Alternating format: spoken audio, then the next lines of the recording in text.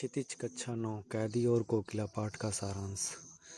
कविता कैदी और कोकिला में माखनलाल चतुर्वेदी ने भारतीय उपनिवेशवाद, किसी दूसरे देश या क्षेत्र पर नियंत्रण करके उसका शोषण करना के शोषण तंत्र का गहरा विश्लेषण किया है और भारतीय स्वतंत्रता संग्राम के संदर्भ में जेल में बंद क्रांतिकारियों की यातनाओं और संघर्षों को चित्रित किया है। ये कविता भारतीय स्वतंत्रता संग्राम के संघर्ष और दमन के दौर में लिखी गई है, जिसमें कवि ने अपनी पीड़ा, असंतोष और ब्रिटिश शासन के प्रति आक्रोश को व्यक्त किया है। कविता के प्रारंभ में कवि कोयल से सवाल करता है कि वो क्यों गा रही है, क्या संदेश दे रही है।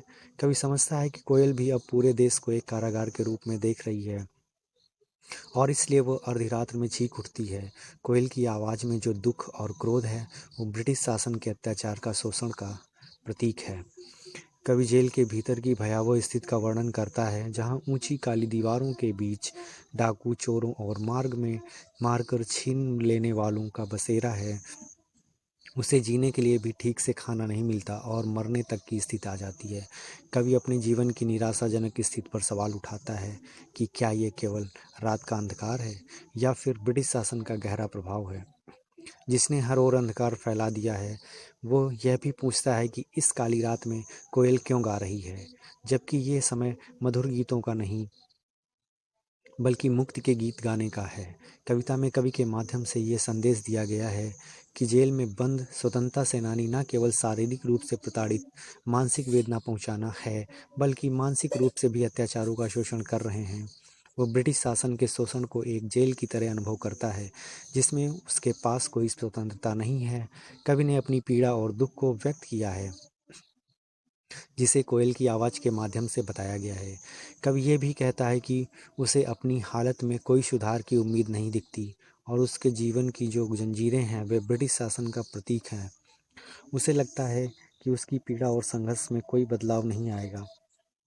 ये स्थिति केवल एक निराशा की स्थिति नहीं, बल्कि एक विद्रोह और संघर्ष का बुलावा है। कविता के अंत में कवि कोयल से सवाल करता है कि वो क्यों गा रही है, क्या वो चुपचाप विद्रोह के बीज को बो रही है।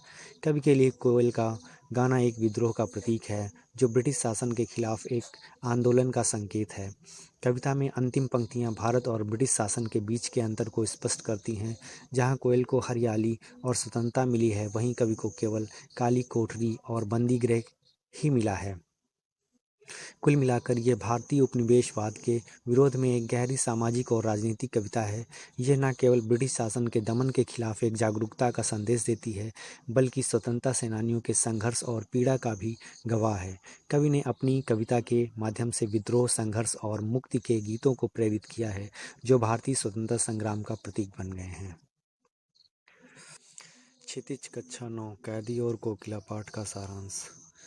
कविता कैदी और कोकिला में माखनलाल चतुर्वेदी ने भारतीय उपनिवेशवाद, किसी दूसरे देश या क्षेत्र पर नियंत्रण करके उसका शोषण करना